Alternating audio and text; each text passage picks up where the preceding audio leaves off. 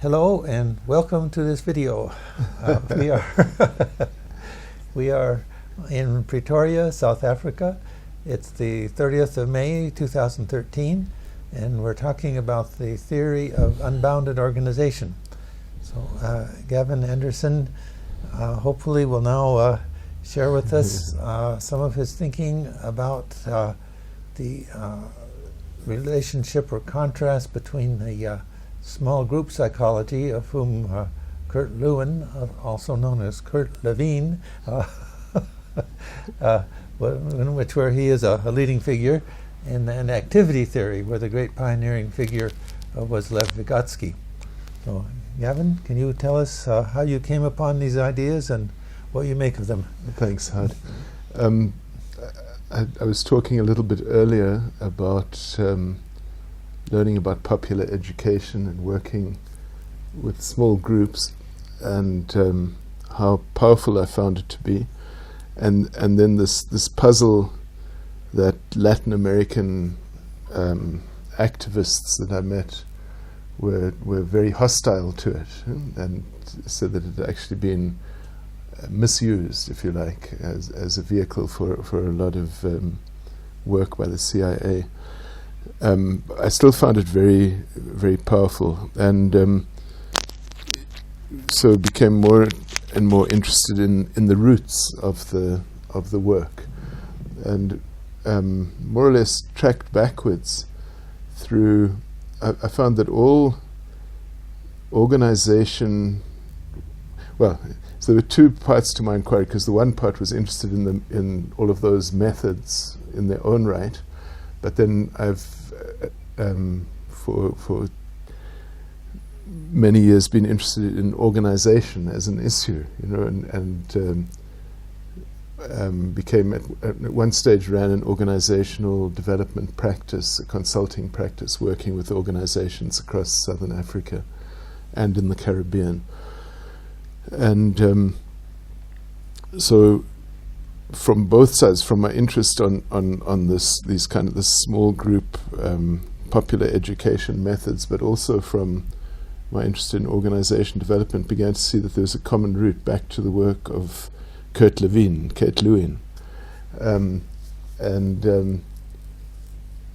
with I found that any book, any of the classic works on organizational development, if you look at their kind of intellectual heritage, all refer back ultimately to Kurt Lewin's work. So any of there's a whole family of scholars that are quite famous in the field of organizational development who all directly refer to him, and at the same time tracking the other way through this popular education heritage. You see that the national training laboratories in the US influenced a very, very powerful, especially through the 50s into the early 60s, as a place for enabling people to do that work, and a place where people would go and study and then come and work in different fields using the methods. And again, the national training laboratories turned out to be rooted in Kurt Lewin's work. I think he founded them. I think he didn't found them directly. He died in 1948, and they were only founded, I think, in about 1950 or 51. But they were founded by his collaborators. And there was this series. The two kind of sets of seminal experiments or workshops that he ran, and the first lot, which is still referred to today, around 1938. Okay, so Kurt Lewin, or Kurt Lewin, was a German Jew who left Germany as the pressure increased on Jews as Hitler came to power. After Hitler came to power, and got out more or less, just a few years before the Second World War. He's a Gestalt psychologist, He'd been working with Wertheimer, and came to the States, and just before the Second World War, around 38, ran this series of experiments around leadership. And we still today talk about the enabling leader, the authoritarian leader, the laissez-faire leader.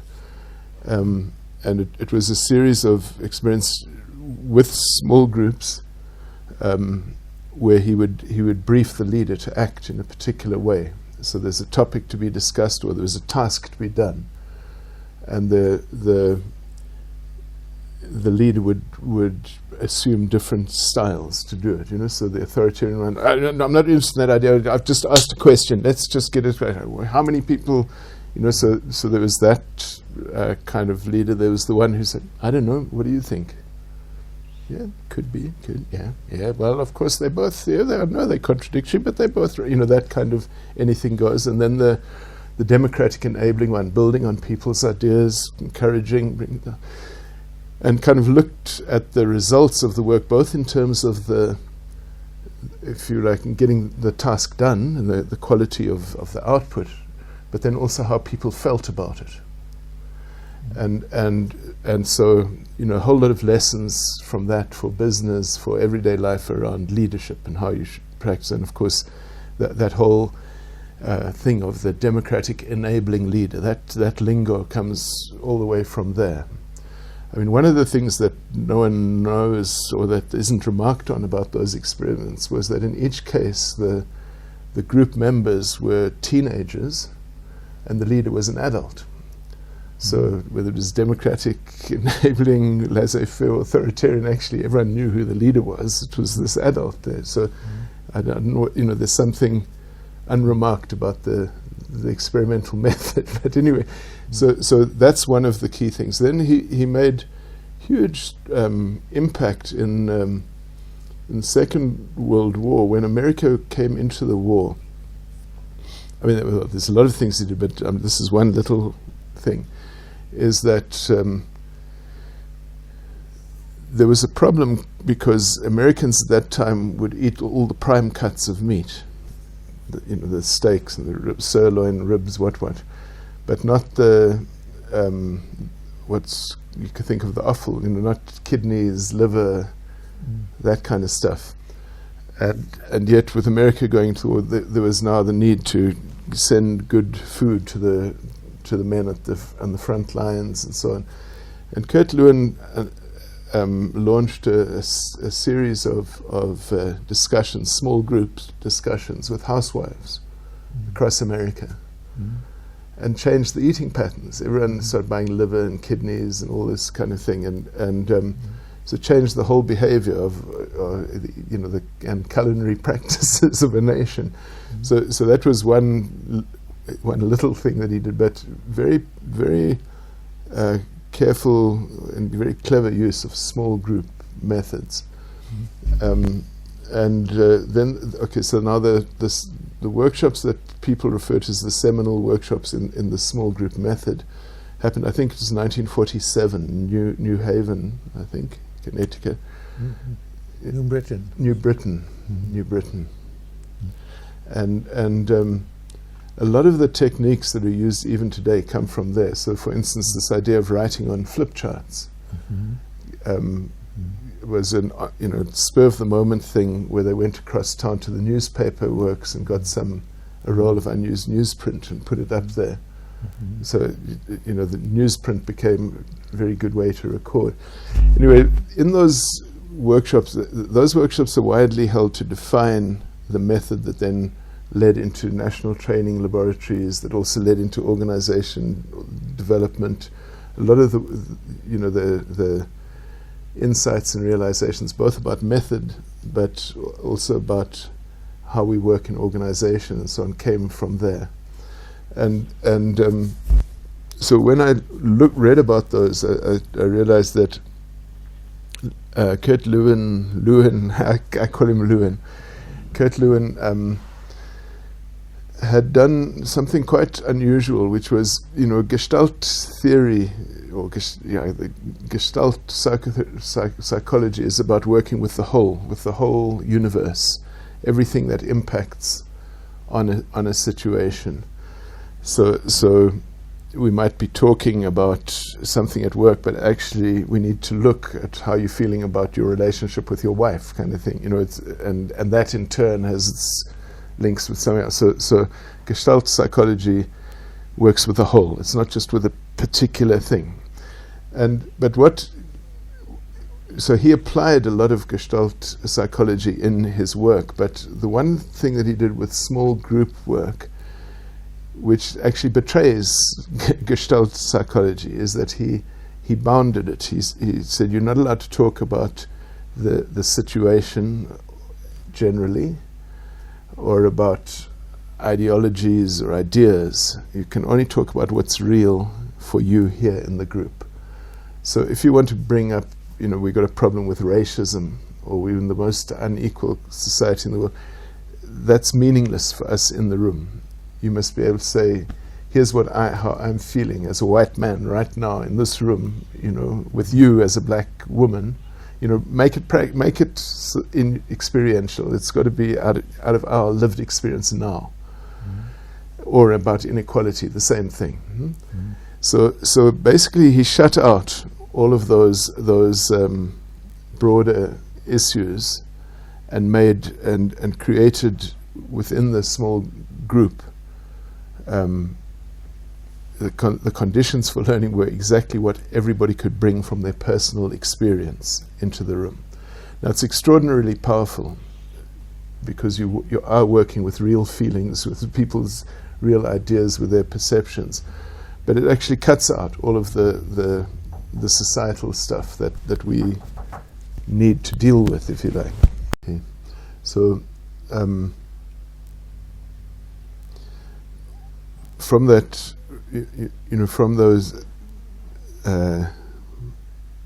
from that work, as I say, it's very seminal in the sense of it sparked a lot of different lines of work and thinking. I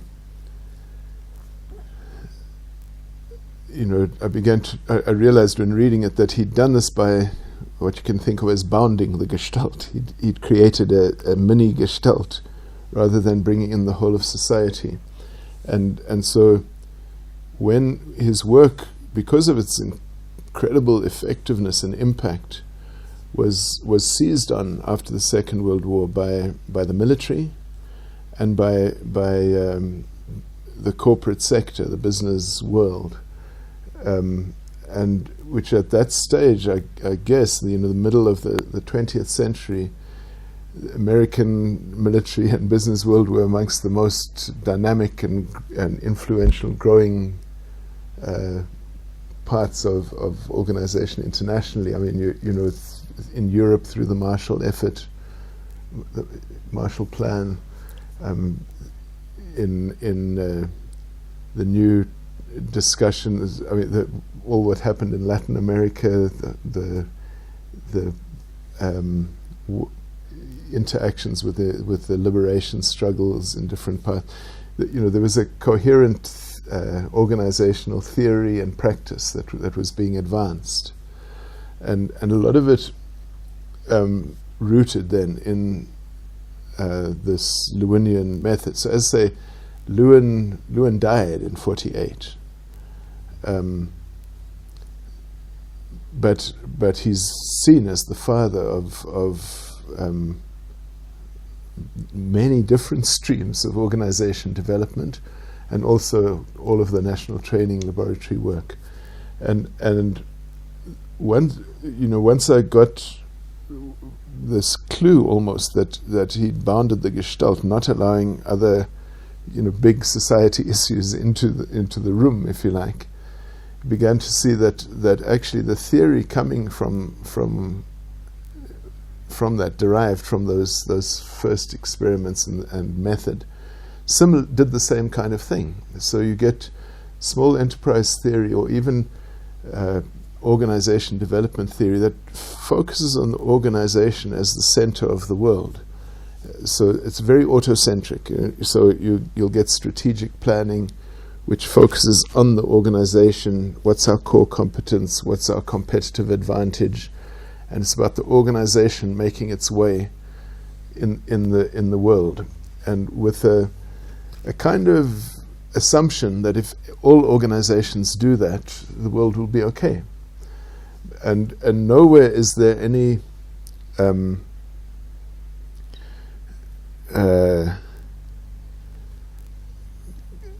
real rigorous attention to the collective of organizations and what we're trying to achieve. Now, I think this effect gets heightened because of the Cold War at this time, where actually the whole of Western society is trying not to think about the societal endeavor and all, what actually existing socialism was trying to do, to get everyone thinking together on a 5-year plan and stuff. That was anathema to Western thinking. But I think the combination of the original sin, if you like, of cutting out the societal, but then the kind of hostility to an unbounded thinking has bred a practice over 50 years of organizational thinking, organizational models, organizational development as a discipline, which kind of breeds an idea of these autocentric, isolated, individualistic organizations, and which really finds it difficult to weave single organizations into a tapestry of society at large. So if you have a look at the whole corporate social responsibility movement, there's a real effort to try and hold corporations, at first hold them accountable for societal impact and environmental impact, but it's all rooted, it's the single organization that you're trying to get to account on some idea of what is tolerable in society, and so all the codes that have developed through the years, have the difficulty in really getting them to gel and to stick is that the fact that they ultimately take as their reference point the individual organization's success and capability to do things.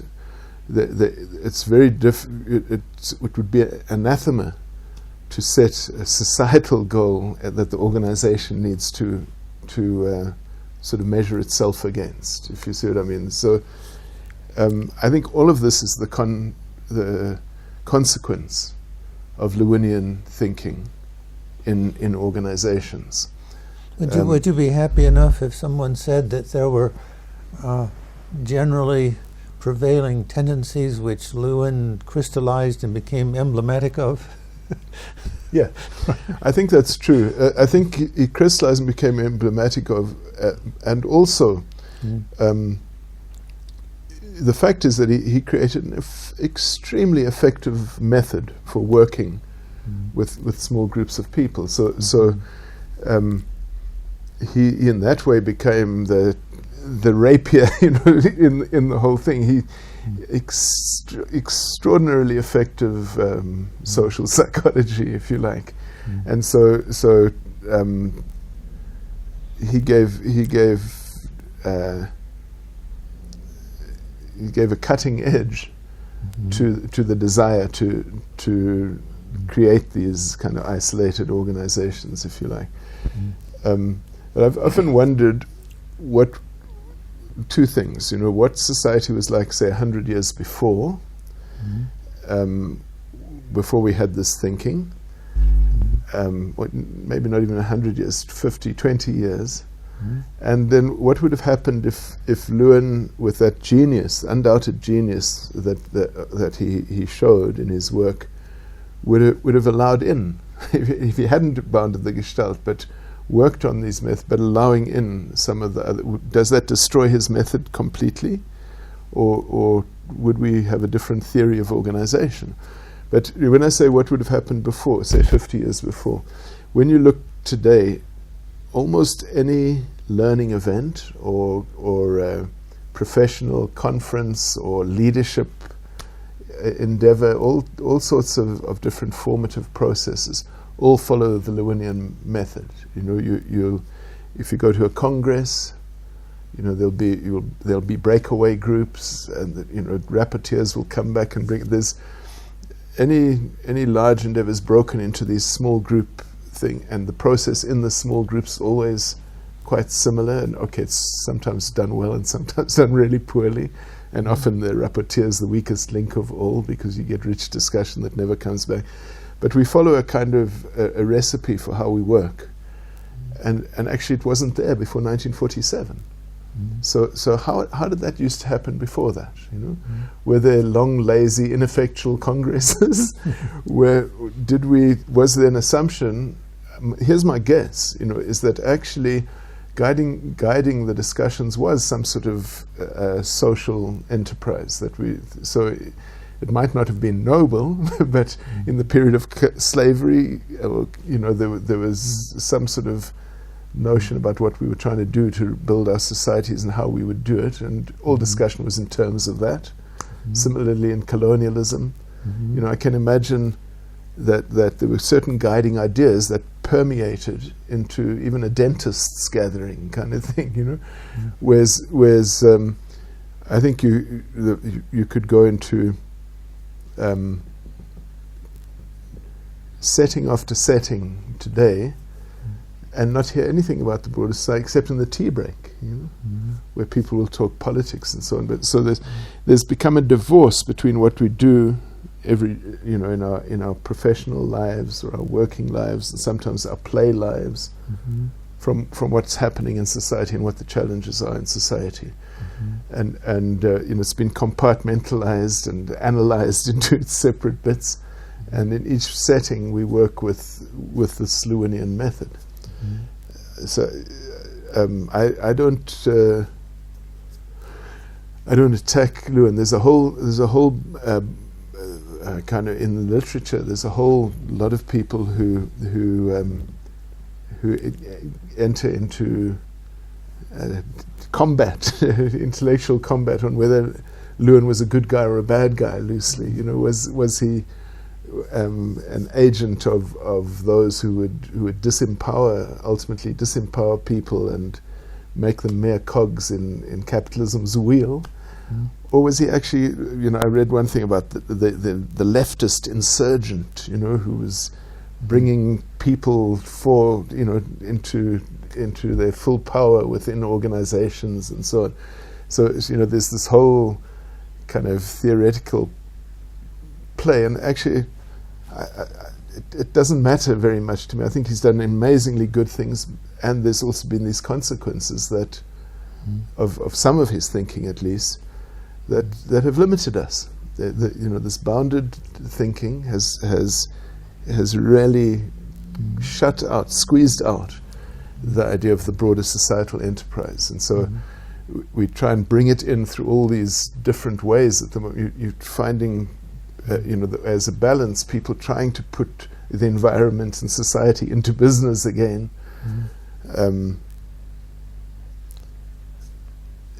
I think it's good to recognize it, at least, that this is where we are, and so we need to have a different thinking about organization. So you, in your own experience, you went to a lot of organizational development activities. Yes. And so you had a lot of on-the-ground experience of how this plays out, and you also did a somewhat academic investigation of the sort of history of the social psychology that was being applied in practice. Yes. But yet, on the other hand, you also had at some point you got involved with Moravian organization workshops, which came from a different theoretical tradition. Yeah. So one of the interesting things about the Moravian thinking is that it developed completely in parallel to Lewinian thought. So Demirach's first insights in the late 50s. Now you can imagine that's the national training laboratories are really at their peak. There's the schools of organization development emerging from Lewin's work are just starting to flourish. Mm-hmm. But they weren't talking to each other. Demirach's experience and these other bodies of thought weren't talking, and partly because of the straight language thing of Spanish and English, which I think is probably in those days more of a barrier than it is today. Mm-hmm. But I think partly because the context was so completely different, where a lot of Lewinian thought was emerging from and being taken forward in popular organization, which didn't speak to the business world or to the world of the military or to the world of academia, to the academy. So even now, when the work that I did to really understand what Demirach was about and what he was saying, what the insights coming from his work are, there weren't books on it. His own theory of organization has never been published. It's been handed out to literally hundreds of thousands of people in roneoed copies, and it's been tweaked, year on year, and so you get a whole set of lectures, which are kind of invisible to the mainstream academic world, and so I suppose the people who've done most to bring it into sight is Ivan and Isabel Labra, who spent a period of 15 years trying to draw out from different records, which aren't on soft copy but hard copy documents from different organization workshops, what was said, what the insights were, and to put it together in a theory, in a rigorous sequence, if you like, and then who also put the first PowerPoints together, which kind of captured the lectures. So a lot of us are indebted to them for that work, and even though we've developed it further and worked with it, but that's an important moment. So I think you had this really curious thing within what's broadly called the West of two bodies of thinking coming up together, but not speaking to each other, and so with this whole body of organization development, it's very much emerged in the world of business. And then when it was applied back to the field of social development where I was working, it gets adapted by some key figures. And here in South Africa, people like Alan Kaplan played a huge role in almost translating the insights from business organization development to social development organizations. And now on the other hand, you've got a theory of organization and organization development coming out of social organization with Demirach that's never spoken to that business world. So I found that very fascinating. When you look into the theory that guides Demirach, now the one thing to say when the theory that guides Demirach, I don't, when I say that, I'm not meaning that Demirach had a whole lot of theory that he then tried to apply, but rather when you understand what he did, then there's a certain theory that explains it. That's what I mean, the theory that guides, if you like. Because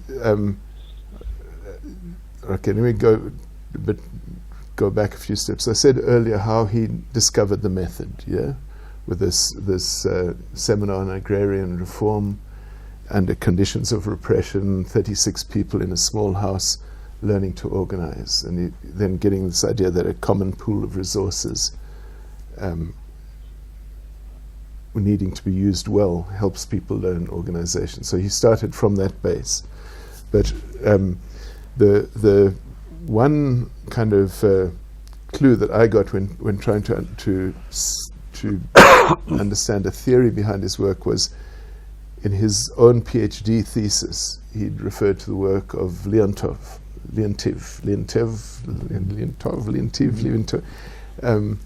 who and that was this one thing about the object teaches and the need.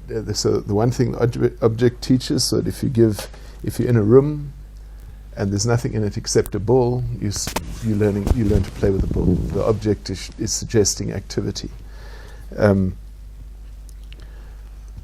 And then the other thing from Leontief that he also worked with was this phrase, the need learns to know itself.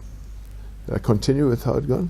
So the idea with that is that if you're working with a large group of people and you're wanting to and people are you're designing a process for them to learn about organization, you don't tell them, look, here's how I want you to organize, because there's no learning going on. Then they're just following your instructions. But as they experiment with different ways of organizing, they perceive a need to understand, to get certain information, to learn certain things, so that they can improve themselves. And that's this whole thing about the need learning to know itself. So those are the two phrases that Demirage uses, and where for me this was a completely new kind of academic tradition, if you like, or theoretical tradition, where I'd never read any of that. And then you start to see, or what I encountered then in following that, is that there's been a stream of very, very rich theoretical work that's very valuable for us today, that's kind of evolved in parallel to a kind of a Western tradition, if you like, which, and it's a stream of work around, starting in the field of cognitive psychology, but then which eventually influences also organizational theory. I'm feeling the need to stop for a moment. It's okay. Could you give a little background on Leontief and who he was? Okay, so I started to read about Leontief once I'd caught these two phrases in Demirage's work, and in fact, that's if you talk about someone who's continued the Mauritian tradition very well, is Ivan Labre. So he keeps using these two phrases as well. And so I went to started to read about Leontief, and in fact discovered that he was a disciple, if you like, of someone called Vygotsky. And so if you look at that whole stream of thinking, it really starts with Vygotsky, then goes through Leontief, and then comes to people like Engström and others. But it's become known as activity theory. But Vygotsky, very unusual. You talk about Demirage as an unusual man, then Vygotsky is even more colorful, perhaps. He died very young, at the age of 38, from TB. But seems to be an absolutely unusual, incredible thinker. Apparently read in 6 different languages, and across different disciplines. From art, psychology, educational theory, politics, history, biology. Yes, indeed. And he was kind of really coming to public attention as a remarkable intellectual at the time that Stalin was trying to create a Soviet psychology, and so Pavlov, very much part of that mix, this kind of reflexology, not reflexology, the Pavlovian reflex, all of that kind of thing. And Vygotsky, completely unable to follow an orthodoxy, a sort of imminent orthodoxy, but questing outside all boundaries, reading from the West as well as what was in the Soviet Union, and borrowing from all sorts of sources, and so he didn't sit well with Stalin, and partly he was a Jew, which Stalin wasn't too partial to, but I think the main thing was this incredibly free mind. So he actually died outside Moscow, and where he'd been working for a while. It wasn't so good for his work to be within this pressure cooker that was trying to create this Russian Soviet social psychology. But there was a number of things that Vygotsky did which were very unusual, and they were very related to individuals. So he worked a lot with handicapped children, autistic children. But so let me try and think of the key insights from Vygotsky. The one is that is what's become known as the zone of proximal development. That if you were to give a child some crayons and a paper, ask them to do a picture, they'd do it to a certain level. If as an adult you said, well, that's a nice house, where's the door? Are there people in the house? You'd get a different quality to the picture. But what he found, which was quite, and people hadn't realized till then, I suppose, is that if you put the child with a group of 3 or 4 other children, the same thing would happen. That the child working alone and the child working with peers, especially more capable peers who'd done that, there'd be a complete difference in the quality of the picture. So taking that simple thing to all different situations, he talked about the difference between the person working alone and working with capable peers. The difference in what they're able to achieve. So the difference in development at this stage and the level there, as they call this, he called it the zone of proximal development, which is the difference toward what you can achieve in collaboration with others, and which was a significant kind of breakthrough, if you like. Could I say something? You can indeed. I think another very significant aspect of Vygotsky was his concept of word meaning. Yeah. I'm coming somewhat out of philosophy, but the big influence of empiricist and positivist philosophy, which tended to break the world down into atomic facts and then to think of words as names for facts, or even better, do a symbolic logic where you have just a single letter that stands for a fact. Vygotsky made it seems like a rather trivial point, but I think it has enormous implications, that the meanings of words is conventional. And so meanings of and words work into systems. So when you talk about meanings of words, you're talking about a cultural heritage and an historical context. And that rather small matter of how words get their meanings sort of opens up psychology and social science to being seen in an historical context and mind seen in terms of culture. So I think that's a real sort of a breakthrough with in terms of rethinking psychology. Yeah, and so putting the same thing slightly differently. He kind of showed that children. It's not as though a child has different capabilities and capacities waiting to be woken up, if you like, but that a child learns from the mother talking to it first, from the interaction between people. That ideas, language, ideas are socially constructed, if you like, that it's in the interaction of the individual child with others around. And he takes that back into the sort of prehistory of the human species, that how humans have sort of physically evolved to be cultural historical creatures. Yeah, so phylogeny, I think, is the word. I'm not sure I used the right word. Uh-huh.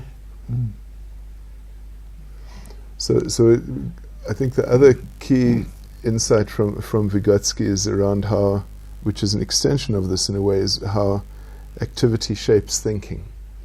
So I grew up in a system of thinking that always said that our thinking determines our activity. So if you look in development practice, social development, they have these logical frameworks where you work out what's the objective we want to get to, what are the definite guaranteed results that we need in order to have a chance of getting to that objective, what are the activities we need to get those results, what are the inputs, the budget, etc. we need for those activities. And then we do them. We do the activities to go there. So it's all about how our thinking suggests our activity. But then this other thing that I said just now, that what de Moraes had already found, that the object itself also suggests activity. That's the one thing. But that the activity shapes our thinking too. So it. If you look here at people who are unemployed, no work, get up every day with more or less a bleak day ahead of them, potter around, link up with some other unemployed folks, try and find a few drinks, kind of meander through the day, that starts to shape people's mind. You look at someone like that compared with someone who, perhaps also unemployed, gets up, gets food for the children, gets them to school, works the garden, coaches the soccer team, studies a course by correspondence. The two people after 5 years would have completely different ways of thinking and acting. So you start to see that activity shapes thinking. So that was one of the insights that first came from Vygotsky. Yeah. So what are the other key things? Those are the three things we've got with Vygotsky. Are we missing anything else? I think for now that we might remember one or two. Well, I think the idea of activity systems is important, but I think but maybe activity that came systems after come with Leontief. You see, so what? Vygotsky was very much focused on the individual psychology, but Leontief, who was working with him, then started to talk about activity systems, and in fact, activity system come with Engström, but Leontief started to break down activity into the broad activity, which is, first of all, he took this all of Vygotsky's thing to the collective realm, to people working in groups together. So activity, we began to see, is activity can be constituted by the actions of a whole lot of different people. So he talked, one of his images is the image of the hunt in early days of humanity, where the object of the hunt is to get those animals, but the different people doing different actions. The beaters beating the bush, the dogs running, other people putting fences to narrow the animals to fall over the gorge, or to run into the spears or whatever. So he talks about the different. There's the broad activity of the collective, the distinct actions, and then the operations. So operation. I think he even talks about operations and tasks. So he's breaking down the whole of activity into distinct things. Yeah. Then Engström much later talks about an activity system, and so that's where we get and in fact, because as our thinking about systems really comes into play from about the 1970s. Before that there was biological systems, the only way we'd think about systems, and perhaps things like weather. You might talk. My father wrote a paper on weather systems in the late 50s. So there were things of nature we could think of systems, but then activity systems of society, we only start thinking of them with Fred Checklin's book, Eric Trist, those kind of people in the early 70s. And then so Engstrom, I think, talks about activity system in his PhD thesis, which I think is in the 80s somewhere. Mm-hmm. Yeah, I think so. Yeah. So you start getting this line of thinking, which becomes known as activity theory, which starts with Vygotsky working on the individual level as a cognitive psychologist, gets expanded by Leontiev, gets taken forward by Luria, who's another disciple in cultural work, theatre, and so on, and then Engstrom coming in with activity systems, and I think someone you met, James Verch, and some other Michael Cole, others. They're starting to get this coherent stream of cultural historical activity theory, if you like, which talks about the social construction of knowledge. So all of this is sort of background that we somehow crystallize and label with the idea of unbounded organization. I'd like to make Could I make a comment on the whole idea of unbounded organization? Yeah. I think it's a positive idea. One might think that, well, it's sort of a negation, but actually the idea of a bound is a negative idea, and unbound is another negative idea. So it's an opening up. It's not a closing down in terms of the and what I want to suggest that what Gavin has done. Let me say, he's been sort of talking, but he's been sort of summarizing his PhD dissertation at the Open University, which is sort of in process of being published. So these things are written down as well as spoken, and as Gavin works out this sort of need and possibility of moving beyond the sort of bounds of Lewinian thinking to the activity theory, cultural, historical systems approach, to have a much more enlarged view in which many more things are possible. And that's sort of in terms of the how social psychology has developed. But I think we can think of social psychology, number one, as Evelin has remarked in a seminar we had in Stellenbosch University, we can think of social psychology as a sort of central discipline. My Oxford tutor Ram Hare also talked about social psychology as a central discipline. You can sort of go, as Evelin said, up from and down from social psychology to it's sort of a linchpin of social science, and that it connects the micro with the macro, and by being in the center. So in that respect, I think a concept of unbounded organization that sort of grows out of social psychology is in a position to spark a lot of thinking in the rest of the social sciences. But I also think it can serve as a sort of a template, particularly in respect to my own work about economics.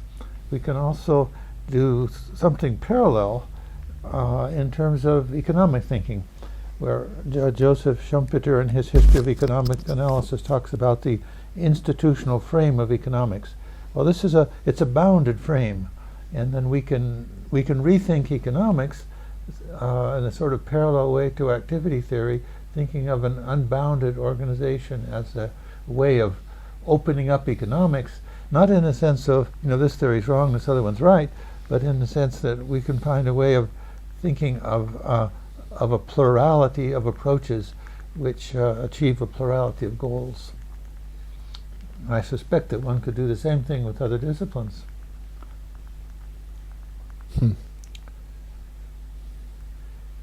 So, should we stop this tape now and move on to something else? Are you feeling we have enough depth there, Evelin? There's something striking you that we need to talk more about?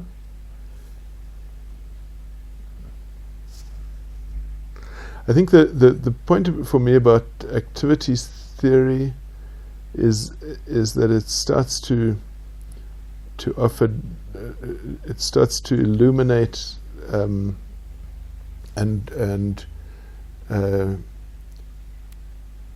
throw into and explain a new and emergent social psychology of large groups, which isn't explained by Lewin, and so one of what Demirage had done from observation is observed that the behaviors and the what he called the bad habits of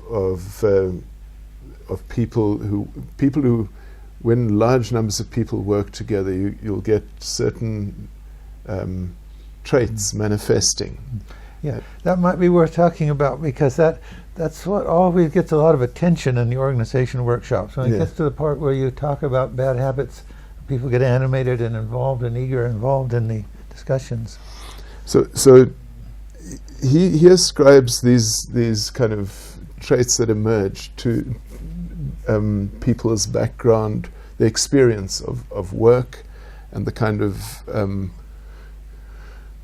sort of social setting that they grew up in. And this has to do with making the organization work. I mean, people in the organization workshop, people are actually doing things. They're building a building. They're planting trees. They actually have things they have to do, and they have to do it together. So they have to organize what they're doing, divide tasks, evaluate, and in this process, they sort of discover that these bad habit ideas of Demirage kind of speak to their experience, because they're things that go wrong, and by thinking in terms of sort of good practices and bad habits to have the unity and discipline to make an organization work, that meshes with their experience. I think that's one reason why they're such popular topics of discussion. Yeah, so I think theoretically they're very complicated issues about why this particular behavior manifests. But practically in the OW, in the workshop, bad behavior.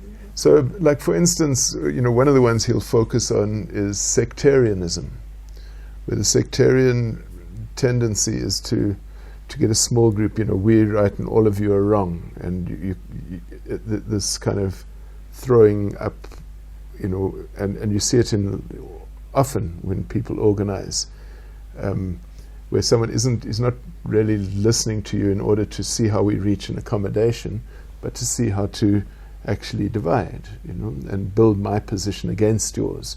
So there's a competition for leadership of ideas, also for leadership of the enterprise. So Demirage, will take that back to the experience in organization and look at the roots of that. Now, as I say, theoretically it's quite complicated, but where it resonates immediately in the workshop, people have seen the behavior, and they've also seen where the person comes from, and they start to understand it. And there's this incredible liberation that actually Howard is behaving as a sectarian, not because he's a bad guy, but because of his background, and actually we can work with him to deal with it. So okay, there's individualism is another one. There's personalism of taking the enterprise as mine and expression of me, also from a worker background, this behavior of, so all of those, sectarianism, individual and personalism, come from a background of say the small farmer or artisan producer like a tailor or a cobbler who does all parts of the production process themselves, not a bit suspicious of working with large groups of people, doesn't like leadership coming from a vote, but would prefer to have someone that I truly respect to tell us what to do. So there's a whole kind of mind frame that's associated with a particular experience of work. And especially if you're living in a community where everyone has the same experience of work, and there start to be mental models of how things are and should be that you grow up in. I think an important thing that tends to happen in organization workshops that perhaps you can comment on is that the participants form an organization in order to carry out tasks and be paid for them. And almost always, by the end of the workshop, they have changed their leadership. The people who emerge as leaders at the beginning are usually deposed and replaced by someone else. And I think there are many lessons to be drawn from that common experience. Yeah. So I think that the in the beginning, the kind of people who emerge as leaders are the people who are good at speaking in big groups and often have been part of political organization, or who just really self-confident, good voices and so on. But as the experience goes on, and people have to find proper, effective organizational forms to do the work, they start to see, first of all, about dividing the labor, and then within each work team, having a leadership, and the leadership of each team coming together to get a coordinated use of resources and decisions about what to prioritize and how many more people are needed here and there. So that process of coordinating all of the different work efforts and learning from them and honing the experience, that's very seldom is it the same people who were really good orators at the beginning, good at come on chaps, let's do this, we can. Those kind of people are very often very different from the people who are good at the coordination tasks. And in fact, often you see that this is just here in Southern Africa. I don't know how it is in other parts of the world, but often the people who are really good on the coordination are women. There's a whole different kind of leadership being exerted, and often the people who get elected, to be the initial chairman or whatever of the group are men. They're indeed chairmen. Occasionally that's not true. Occasionally you get a woman, but that's just a slight gender divide on leadership, if you like. But they're completely different styles and forms of leadership and different knowledge associated with it. And so the thing is that at the beginning of the workshop, nobody has that knowledge, if you like, on how to manage a complex enterprise. People actually learn it through the experience, and there's an acceleration of learning as the month goes on. Maybe you should say how many people we're talking about. Maybe that's a little missing item. How many people is it that they're trying to coordinate? So the least number that I've ever worked with in an OW is 120 people working together. Mm-hmm. Our average figure here is around 200 who work together for 4 to 6 weeks. Mm-hmm. The best experiences we've had have actually been with larger numbers, with 350 and 450 people. Mm-hmm. So you can imagine that to have 300 people busy productively doing an activity that earns money or that creates social value every day is quite difficult. It should be clear, nobody tells them how to do it. Right? Yeah. They need to organize themselves. Yeah. Well, in a sense, they do have theoretical learning sessions in which they learn some things about democratized theory of organization, but it's not that that teachers teach them how to do it. It's that's you can say this better than I can. No, you're doing it. It's really, I'm finding the interplay quite helpful. Mm-hmm. that phrase that we used just now about the need learns to know itself. You know, the need to break into different work teams becomes apparent to people by the stuckness of the first phase, where everybody tries to do everything together, where there's one simple committee that tries to direct all the work, and it fails, and they start to realize that it makes much more sense to have decentralized organization, to have a kind of horizontal management structure. Now, what's being suggested in the theory isn't, you know, it's not a lecture that says, look, this is how you chaps are doing it. It would be much better if you did it like that, because that's stopping the thinking process, actually. It's just instructing people how to organize. But what we will do in the lectures is look at what happened in the Industrial Revolution, where for instance, if you look at those first things of the spinning wheel and the these giant looms to create cloth, what was involved there was looking at the operations from getting the wool, getting cotton, picking it, cleaning it, all of those things that used to be done by one person are now taken into an industrial process, and then the factory gets organized according to that process. So when you talk about that, and people are having a lot of trouble organizing, they suddenly realize, actually, this is a really good way to organize ourselves. Is to treat what we're doing as separate departments with their own coordinators, and so the theory will never, the theoretical lessons will never say, look, here's how you should do it. But it provides enough. This is now back to Vygotsky. When you have the idea of the zone of proximal development, that what we're creating is a zone of proximal development through the OW.